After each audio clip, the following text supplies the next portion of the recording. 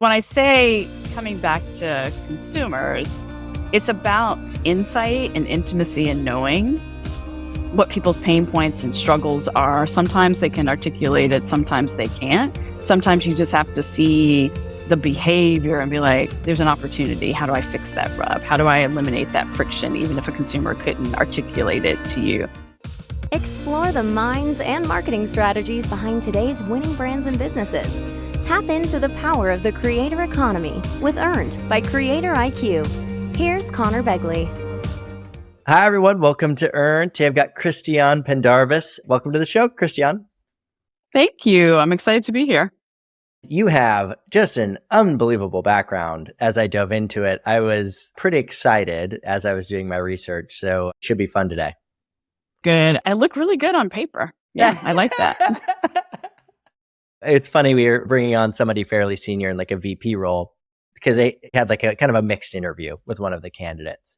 I was like, the interviews matter for sure. But at some point, you're more your batting average than you are like your 120-minute interview. It's like at some point, as you get more senior, it's like the track record is actually what matters, which is like, have the companies they've been at seen a history of success? Have they been promoted in multiple roles? Have they stuck around at companies for a reasonable amount of time? That's actually what matters more than like how they do in one short interview.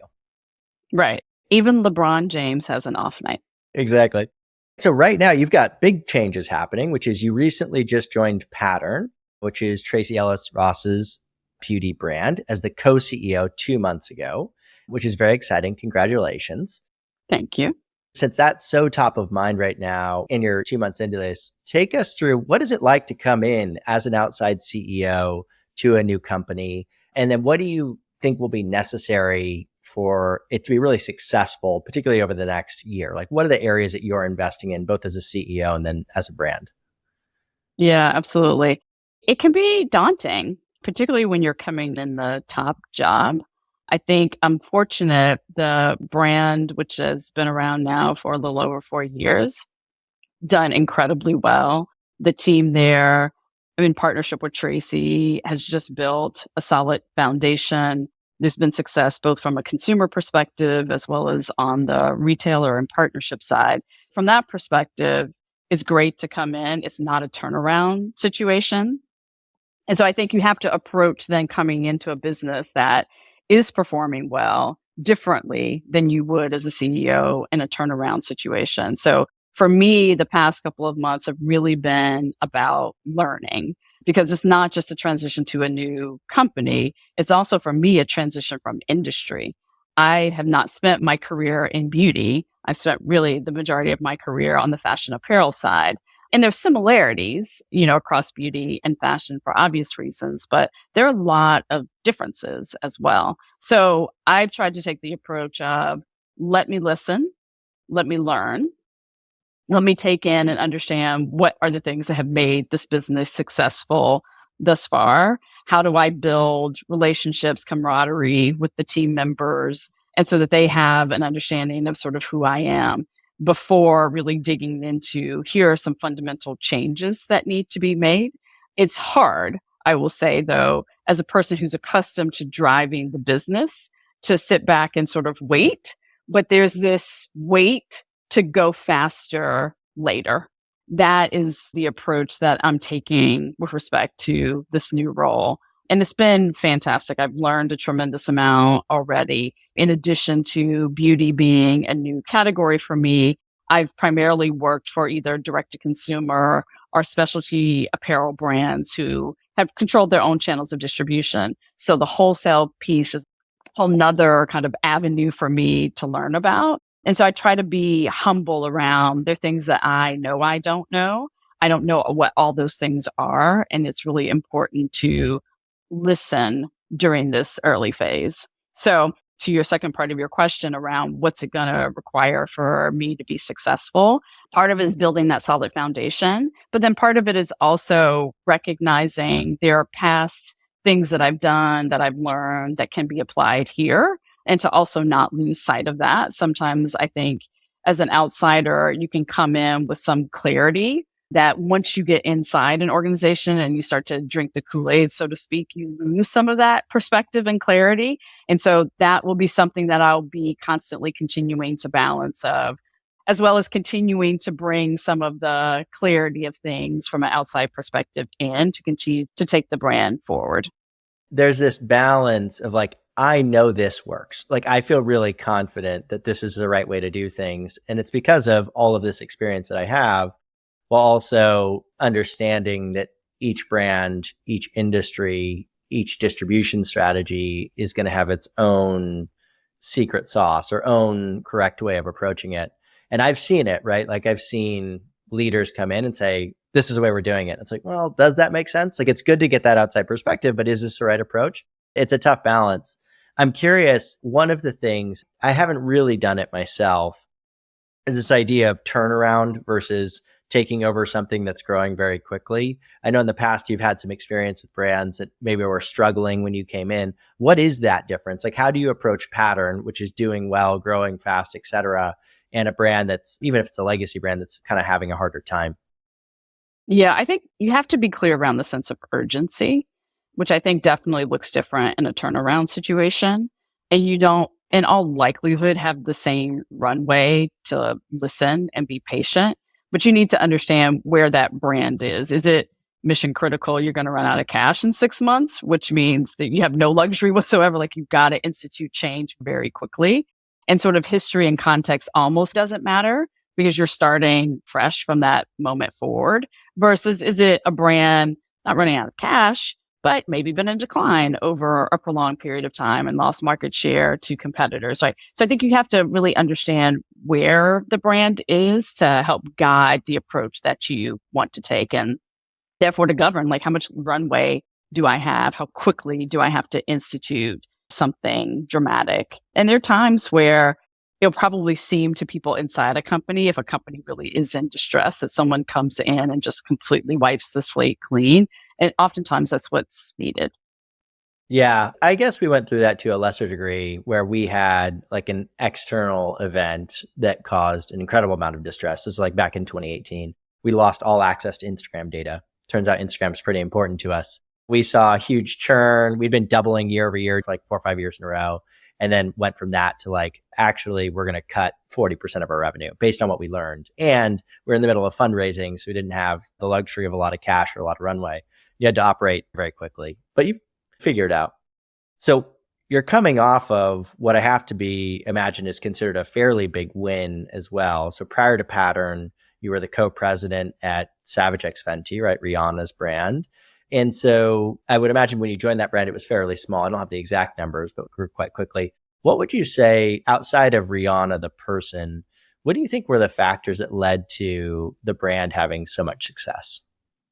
I think a part of it clearly is Rihanna, the person. It's hard to sort of separate the success of Savage and pull it apart from Rihanna. But part of this will seem like it's not about Rihanna, but it kind of also is about Rihanna. The market was just ripe for the proposition of Savage X Fenty, which was very much about inclusivity, confidence, and fearlessness. And I think between the aftermath of Me Too and how that had really changed women's perceptions of themselves and the power that they take, the fall of Victoria's Secret, quite frankly, market leader in that category, missing the cultural impact of Me Too and what that was signaling about their customers. Rihanna was coming off of a tremendously successful launch of Fenty Beauty that completely shook up the cosmetics industry. So there were so many things, I think, that set the stage for Savage developing as a brand with the right brand positioning, then with a product assortment to back up that brand positioning that just hit culturally at the right moment. Like, some of it you would say was luck, but then I think also there's Rihanna's intuition around what's needed in the marketplace and what's missing that also factors into it. So it was really all of those things. I think, to your point, the business experience, exponential growth from when I first joined early in 2020, just prior to the pandemic. There were a lot of factors that also happened during the pandemic that helped catapult the growth, right? As a direct-to-consumer brand, physical retail was closed. So people were shifting to online. More lounge type product was part of Savage's assortment. People weren't going out dresses and high heel shoes. They were like, I want bralettes to lounge around in. So there was demand for the type of product that they were selling. And then as a D2C brand, you live and die by what happens on social media in terms of acquiring new customers. Well, all of a sudden, people are spending an inordinate amount of time on social media because they can't do anything else. And all of these other industries that used to spend, restaurants, airlines, you go down the list of people, they completely walked away from the platform because everybody was stuck at home. So it got to be really inexpensive to acquire customers during that time. So it was sort of like a perfect storm in a lot of good ways that I think helped catapult Savage. But again, the foundation was there in terms of the brand proposition, hitting the cultural moment right, as well as then the product assortment that was developed. That's got to be a fun time to be in the middle where it's like every wind is blowing in our directions right now, right? Like Fenty Beauty is providing this halo effect. The entire world economy is shutting down, but that does benefit us. And then you're creating products in a category that's underserved historically. That's going to be a wild ride. It absolutely was. And it was interesting at the beginning because you just didn't know. You had no way of knowing what actually was going to happen. So there was just a tremendous amount of uncertainty. Right now, in hindsight, you're like, okay, yeah, of course that makes sense. That was going to be a boom. But in the middle of it, you didn't know that. So obviously, I think a common thread across these two companies specifically is the presence of a very well-known kind of founder, whether that's Tracee or Rihanna. And I know that for us, what we observe from the outside, because we track all these brands and we see who wins and who loses over time. And I think one of the things that I've observed is that the brands where there is a well-known person attached to the brand seem to only succeed when that person is like deeply ingrained in the actual kind of business itself. And that's something that you've talked a lot about seeing with Rihanna. She's involved in the product creation. She's involved in every element. Is that something that you saw similarly with Tracee and Pattern? Is that part of what kind of attracted you to the business? And then I think as a second part to that question, opinionated founders, being one of them, can be a pain in the ass. Is that ever something that causes friction or something that you had to kind of work through? Yeah, it absolutely is part of the reason why I was attracted to the opportunity with Pattern.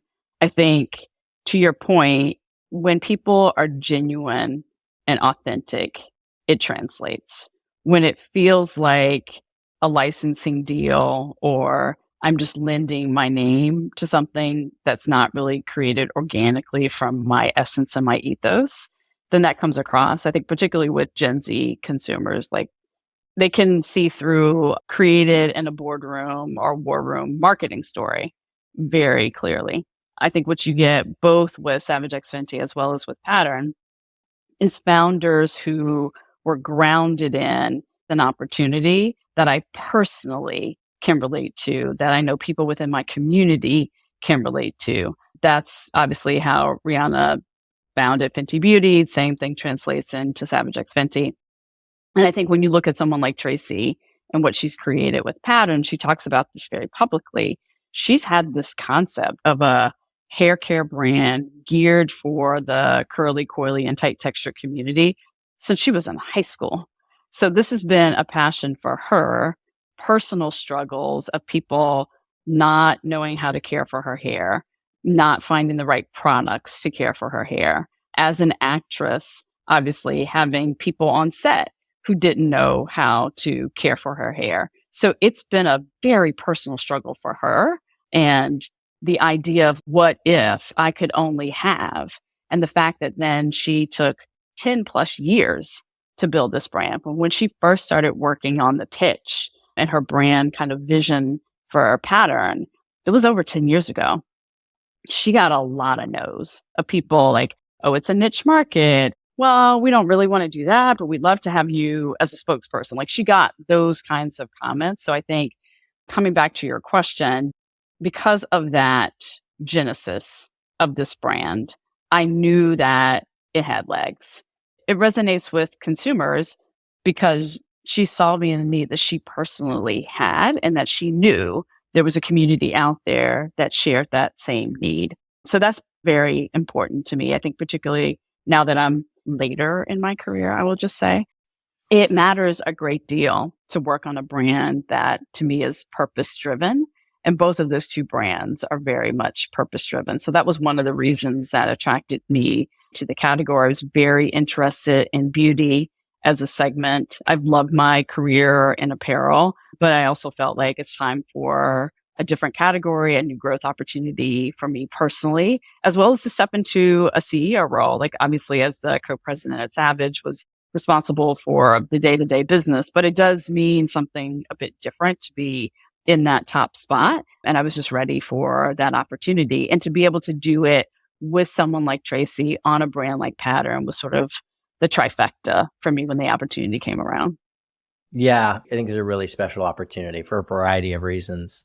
And I think not to skip back to the kind of first part of your question, but I remember hearing this phrase. It was from the CEO of Diva Curl back in the day.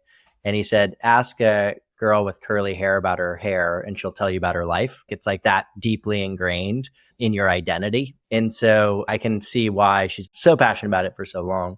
On the topic of this kind of pivot to passion driven or purpose driven brands, you've been at some of the biggest brands in the world, suffice it to say. And then you made a pivot to brands that I think are a little bit more centered around inclusivity, around being purpose driven, whether that's Full Beauty or Savage or Pattern. I have to imagine that wasn't an accident. You didn't like happen into that career pivot and that you could have kept going on with these global well-known brands as your kind of career path. So talk me through that shift in your career and then the impact that's had on your life. Yeah, it was in some respects. I'd say there were probably two big things. Part of it was about working on brands that have this viewpoint of doing good in the world as well, which I think a lot of people have started to sort of make that mindset shift from, yes, I'm a capitalist. I believe in making money and being profitable. But at the same token, I do think that there's a role that companies and corporations play in doing good in the world in whatever form that takes that's relevant for that brand. So that was for sure part of it. But honestly, another big part of it for me was I'd spent so much of my career in really large enterprises. And it's an amazing place to learn. The resources are great. You build foundational skills. I had also reached a point in my career where I was ready to have more of an outsized impact on an organization where I could take the foundation of things that I've learned and build an organization. Because part of the thing about, I think, working for startups is the company, if it's growing, is almost redefining itself every 12 to 18 months, right? You go from 10 employees to 20. That's doubling. That's huge. But then you eventually go to 100. And it gives you a different growth opportunity as a leader. When you're 10 employees, do you need a learning and development organization? No, not when they're 10 employees. When you get to be 300 employees, maybe you do now need that organization. So you're just constantly thinking about that evolution. It's almost like you're raising a child. What your child needs as a newborn is like different from a toddler. And so to be able to do that with a company, for me, wasn't a challenge that I was interested in taking on. So I think it was sort of twofold. What kind of an impact, do good in the world? I think that was almost a sort of unconscious filter as I was looking at opportunities. It was like the things that I kept gravitating towards were more there, even though if it hadn't been, this is a predetermined criteria. Now, obviously it is for me when I started that journey, but even the more intentional thing was, how do I find places where I can really have an outsized impact on the business? Yeah, I think having impact is inherently desirable as a human, right? It's something you want to feel the impact of what you're doing. Obviously, at a smaller company, you kind of see it more directly, generally, which can be very enticing, right? That's definitely what I've done in my career. I remember like my first internship was at a company that was thousands of employees, then it was 300, then it was 30, my first job out of school, and then we started Tribe and it was two of us, right? So worked my way down the chain. It can be terrifying. And I don't even know. I think the financial benefits sometimes are overstated, but I think the impact is something that once you get a taste of it, especially if you're somebody that's driven, is hard to walk away from, right? Yeah, it is. And I typically find politics don't show up the same way in smaller companies. And I remember I left Gap and I went to a startup in San Francisco called Minted, which does personalized stationery. I'm sure you've probably gotten holiday cards from Minted. But I remember being there for a couple of weeks and thinking like, wow, there's not the big company politics. And I have nothing but great things to say about Gap. But by the nature of you've got a multiple thousand employee organization, just like inherently it's going to happen. And things like the quality of the idea is part of what matters, but it's also who did you tell first about it and how are you positioning it and all of those sort of things. And it just takes energy to operate within that environment. And I found for myself as I've gotten older in my career, what I care most about is the quality of the idea and putting the energy and all the other stuff to make sure that this really quality idea can soar just wasn't what I was looking for longer term. Like it works for some people, they thrive in that environment. But for me, it was more about what's the work that I can do. And that's where I want to be in environments that over distort to valuing the work and the quality. I love that. Yeah. And I agree. I tend to be the same. I think even today we're at like 300 employees and it starts to, it's a bigger, there's more people, there's more moving parts. Yeah. It gets to be complex. You have to figure out when it was like 2, everybody's clear on mission. When it's 10, you know what type of people to hire for culture. When it's 300, how do you disseminate that and make sure people are really clear? It gets to be a different challenge. So one of the other areas where you have been truly excellent is on the product creation side. So how do we create products and how do we merchandise and decide on the products that are going to win? I'm curious for you, if you were to distill down the process for you in terms of creating these truly great products, what would it be? Like, and I think separately for people that are new to it and are just getting into it, what are the mistakes that they're typically making? Yeah, this has been the crux of so much of my career for so long. I always come back to the consumer. Who is this for? What need, role, purpose does it play? Which doesn't necessarily mean that the consumer can tell you. So it's not always about, oh, well, I'm going to show this assortment or this range and get feedback from consumers. Because even you take something like TiVo, when it came out, I remember thinking, why do you need like this device to record TV? I got a VCR. So I don't think a consumer could have told people at TiVo, I would have been like, this is a stupid idea. Don't do it. Until then you had TiVo and you experienced it, right? You were like, oh my God, this is game changing, right? You couldn't have predicted that, I don't think. So when I say coming back to consumers, it's about insight and intimacy and knowing what people's pain points and struggles are. Sometimes they can articulate it. Sometimes they can't. Sometimes you just have to see the behavior and be like, there's an opportunity. How do I fix that rub? How do I eliminate that friction, even if a consumer couldn't articulate it to you? So I think it comes back to that. And I've made plenty of crap product over the course of my career where you weren't grounded in that. I think some of the biggest mistakes, particularly I'd say on the apparel side, is there has been this very last year mentality. My number one thing that drove the most amount of volume was X, right? Was a black turtleneck, whatever it is.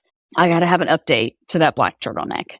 And you need to understand your business. You need to know what drove business, what didn't, so that you're not blind to, oh, I had this huge key item. And if I don't figure out how I'm going to have that type of volume, maybe across one or multiple styles, like you need to be thinking about that. But you can get so myopic into last year that you lose the insight of, hey, this whole category has been downtrending for 5 years.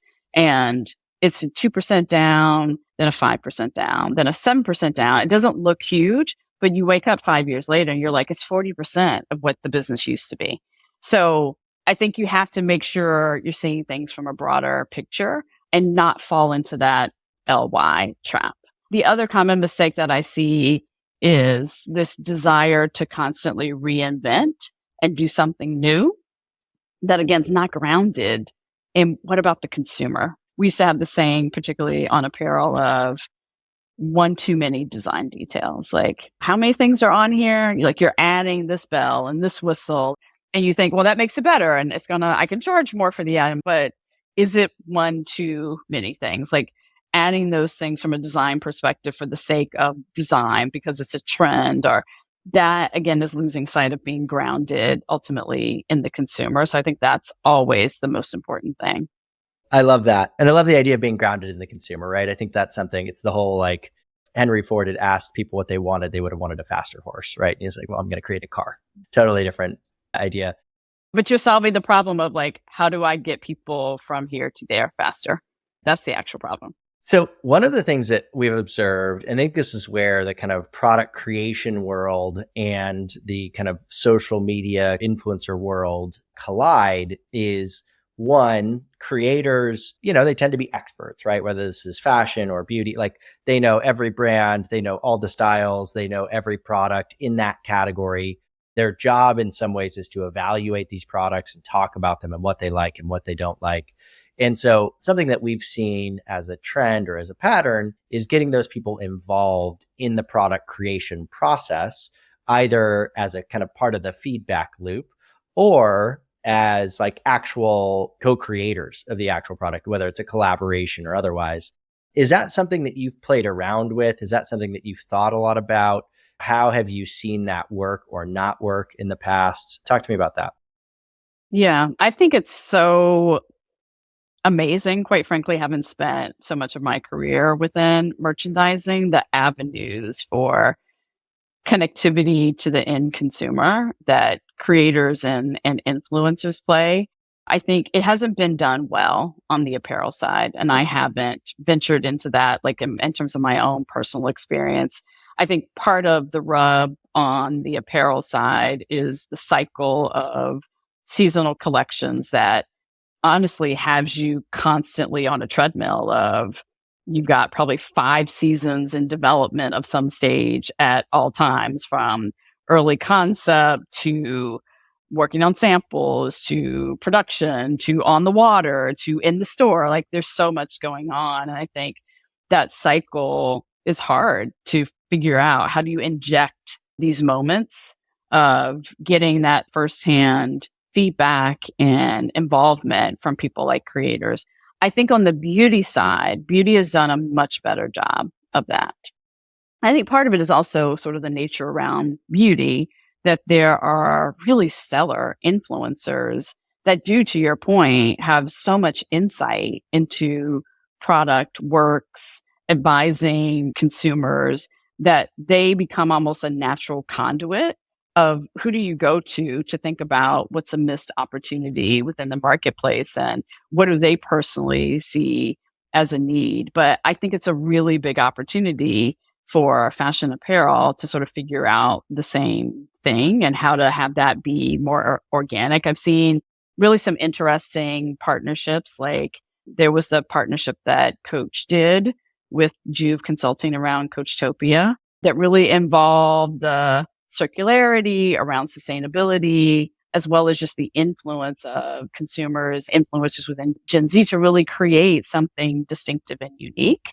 So I hope to see more of that outside of just beauty, because I think it's a really big opportunity, particularly in light of an industry on the apparel side that needs to come to grips with how much product we put out into the world and how much consumerism of you need the next new and greatest thing every single season. The environmental impact of that is not sustainable as the apparel industry has operated. And there are many companies, have very aggressive, I think, sustainability goals from how they're changing their raw material base. But this idea of quality, timeless, less trend, less fashion, influence from the consumer around what is going to be something that's going to stay in your closet that you're going to wear for the next 5 to 10 years. I think there's just a real opportunity to tap into that in a way to help advance, I think, the sustainability goals that the industry overall needs to focus on.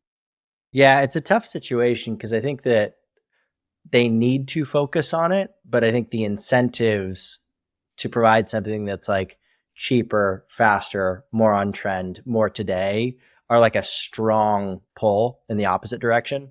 There's definitely a shift in content away from fast fashion brands, which have historically been the biggest contributors to the problem. It's still massive.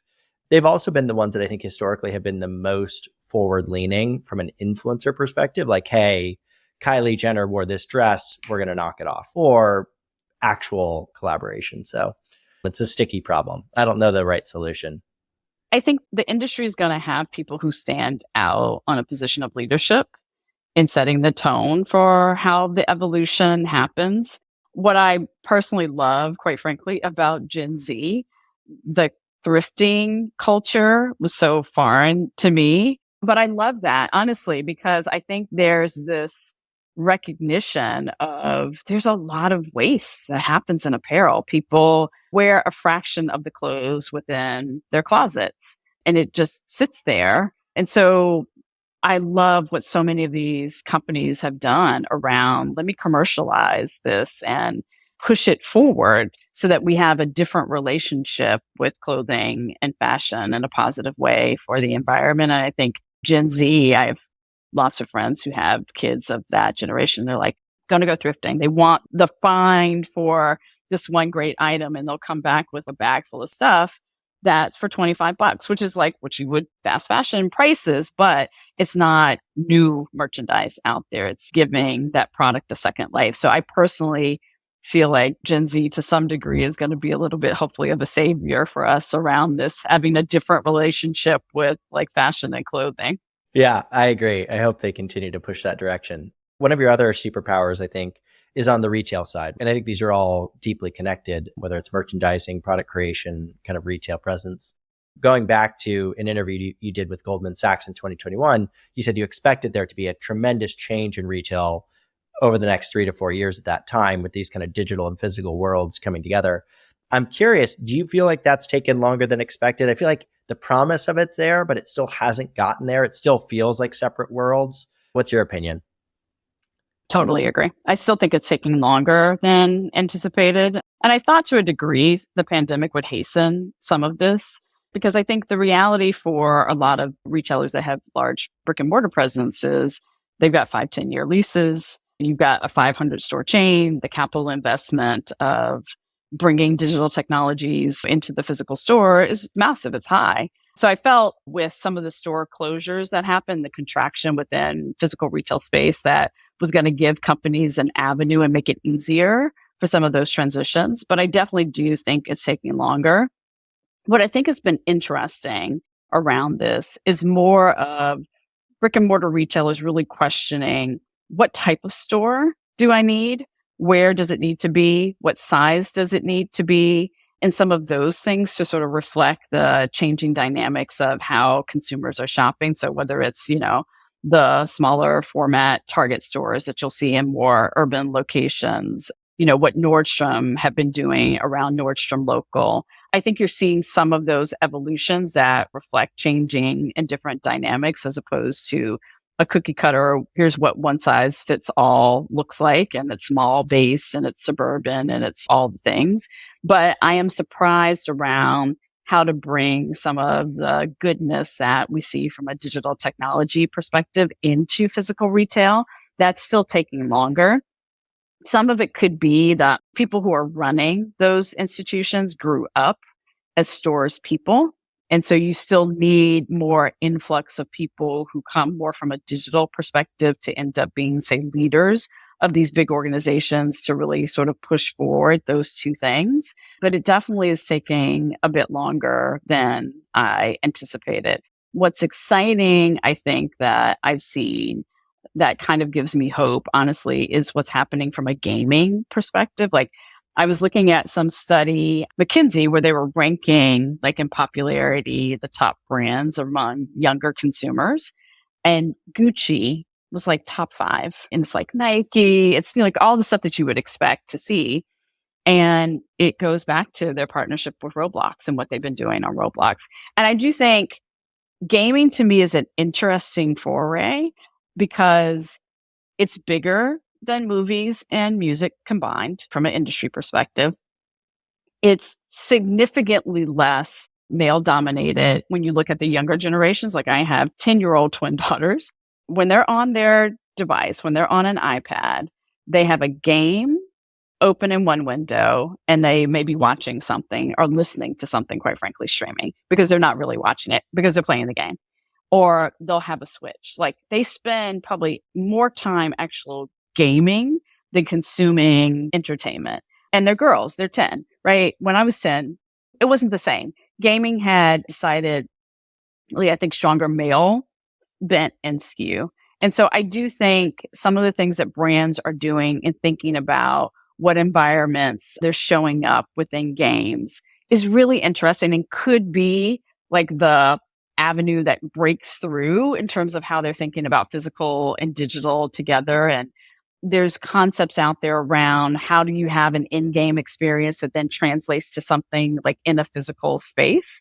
So it could be, but I think you're right. Like I've been waiting to get over that hurdle, but gaming could be an interesting way of pushing the envelope there just because of the sheer volume and presence and the participation within gaming that's happening among the younger generations. I mean, you have to think about it logically. If you can get gaming to be visually as appealing as TV, whatever, it's like TV that's interactive. You get to play with it, interact with it. It's like, why wouldn't that be better than like sitting and staring at a screen in which you're not doing anything, right?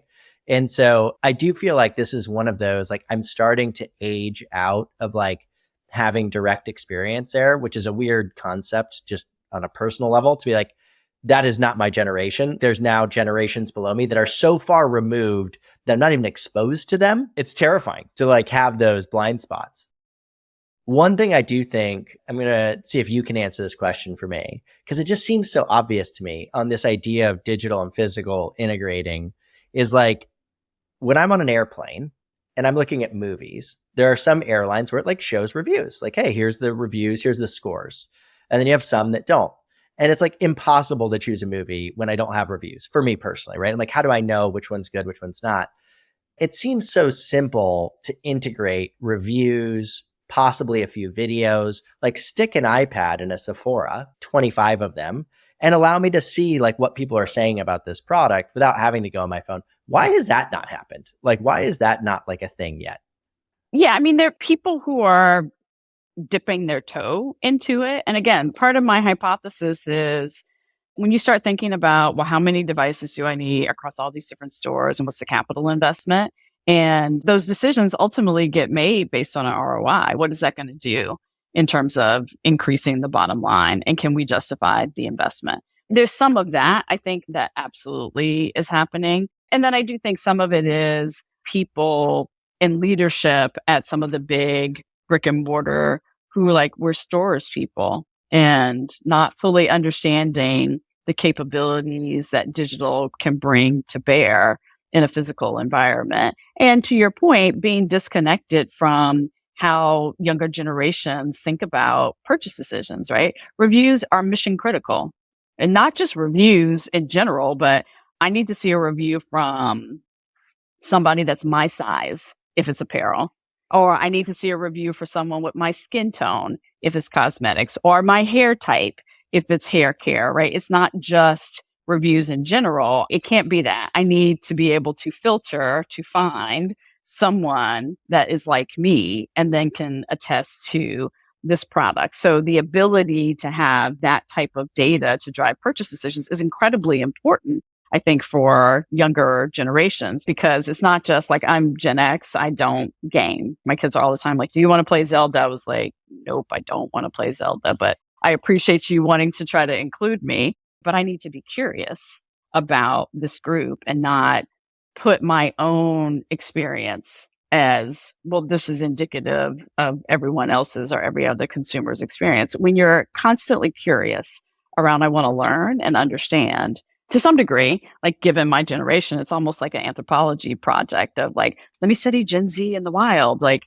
how they actually really operate. It's very foreign to me. It might as well me be going halfway across the world to study a completely and totally different culture because it is so far. But I'm super curious, right? It's like, what am I learning and gathering? What can I gain that's like positive about them? And In some respects, there's so many things that I look at Gen Z, but when you, I think, take some things from their approach and say, wow, that's impressive, not just from a business perspective, but also from a personal perspective. I love that. I think, again, this idea of anthropology, this idea of like discovering is such a foreign concept to me because I feel like I've always been close enough to these generations to like have that I don't have it anymore. Let's do one fun end of show question. So I actually haven't talked to that many parents, moms of twins. What has been the most surprising part about having twins? What's the thing that you didn't expect? Do they telepathically communicate? Like how closely connected are they? Tell me about that. Probably the single biggest thing that I try to tell people about having twins, and my twins are identical twin daughters. It's not 1 + 1 = 2. There's each one of them as an individual. And then there's a third thing that comes together when they're together. That's almost like an impenetrable force field. There are moments where they are in tune with each other and really engage with each other. You can't talk to them. Like you can't get through to them because there's this third thing, which is this force field around them because of their connectivity. So that's probably one of the things that was the most surprising. I think the other thing for me is I can't imagine only having one of them. People are like, oh my God, how'd you deal with having two? And I was like, I can't imagine if it was just only one. They kind of go together as a whole. That said, we spend quite a bit of time because they are identical twins, making sure that they are two individuals. They play different activities. They have different friends. They have different personalities. They have different likes. There's some things that are similar, obviously, growing up in the same family, but I've never dressed them the same ever. I was like, listen, if they choose that they want to wear a matching dress the same day, that's great. That's their choice, but I'm not going to do that. I don't want them to be seen as just a unit. It's important. Yes, they are a unit, but they are also two individuals. And I wanted to make sure that they always felt like they were individuals.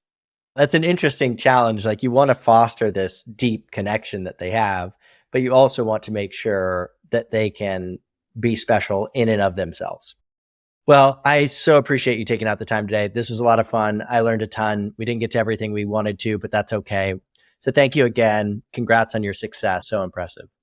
Thanks for having me. It was fun. Be a friend, tell a friend, and subscribe.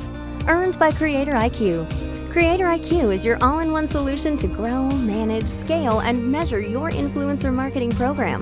Ready to unlock the power of the creator economy? Get started with a demo today at creatoriq.com.